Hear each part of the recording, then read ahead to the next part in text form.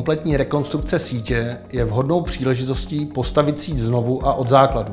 V případě RKO Group jsme provedli konsolidaci IT a nastavili pravidla pro provoz a správu sítě.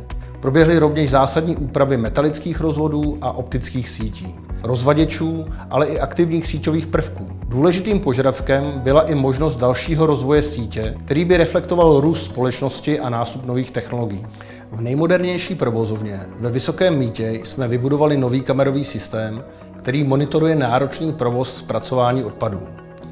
Síťové prvky Zyxel pro nás byly samozřejmou volbou, jelikož máme dlouhodobou zkušenost s jejich spolehlivostí a správou.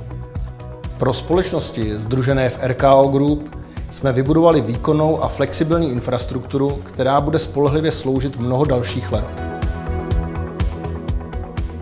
Společnost Recycling Kové odpady AS vznikla v roce 1996 v Chotěboři. Od svého založení se tato česká rodinná firma zaměřuje na nakládání s odpady. Za téměř 30 let své existence vybudovala po České republice více než 18 provozoven, ve kterých pracuje zhruba 190 zaměstnanců. Dnes je společnost Recycling Kové odpady AS součástí holdingu RKO Group. Jedná se o skupinu firem zabývajících se zpracováním odpadů a strojírenskou výrobou.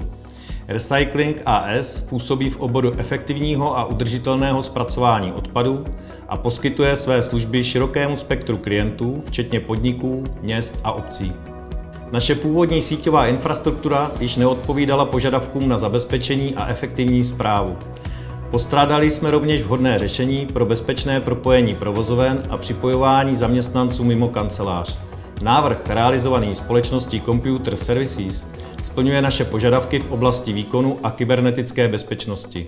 Důležitá je pro nás také vysoká spolehlivost zařízení Zyxel.